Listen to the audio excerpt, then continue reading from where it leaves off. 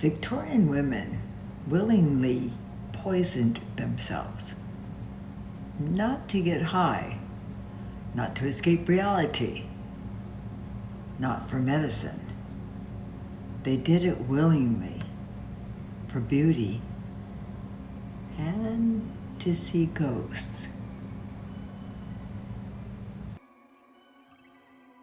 Night after night, they tilted their heads back and dripped pure belladonna into their eyes.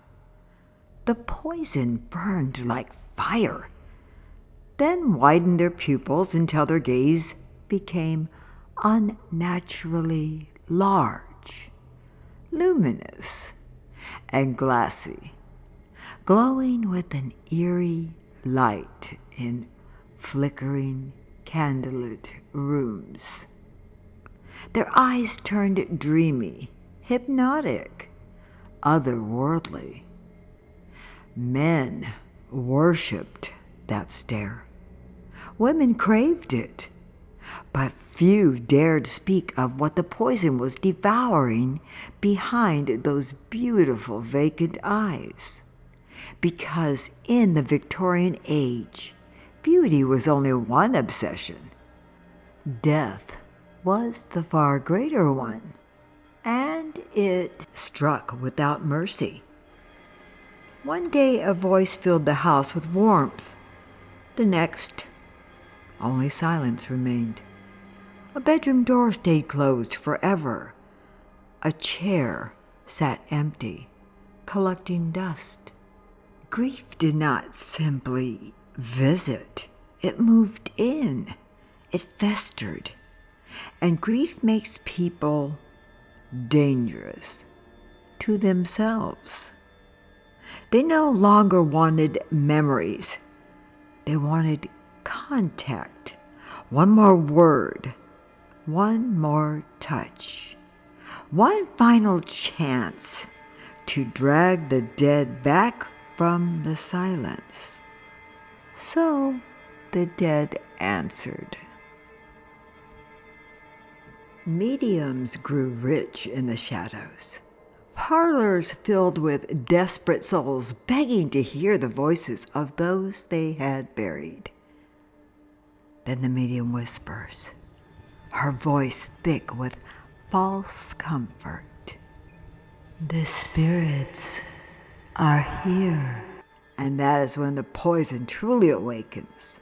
The walls seem to breathe. The darkness thickens into something oily and alive. Shapes that should not exist begin to form, twisted, reaching, watching. Then she appears. Not a gentle memory, not a comforting vision. The sister she buried years earlier. But something is wrong. Her face is pale and stretched. Her eyes are far too black. When she speaks her name, the sound is wet and close. Far too close. Her gaze holds something she does not remember. Was it the belladonna twisting her vision? Or had the poison finally opened a door that was always waiting? No one can answer that question with certainty. And once you believe you've spoken to the dead, doubt becomes very difficult to reclaim. That is what made belladonna so insidious. It doesn't just poison the body. It blurred the line between longing and reality. For some, it created a beautiful illusion. For others, it opened doorways they were certain had always existed. In an age obsessed with both beauty and the dead, that belief became more powerful than proof. Because once a grieving heart becomes convinced a lost voice is speaking back, it rarely wants silence to return. And for the rest of us, we are left to wonder what exactly is waiting for us on the other side.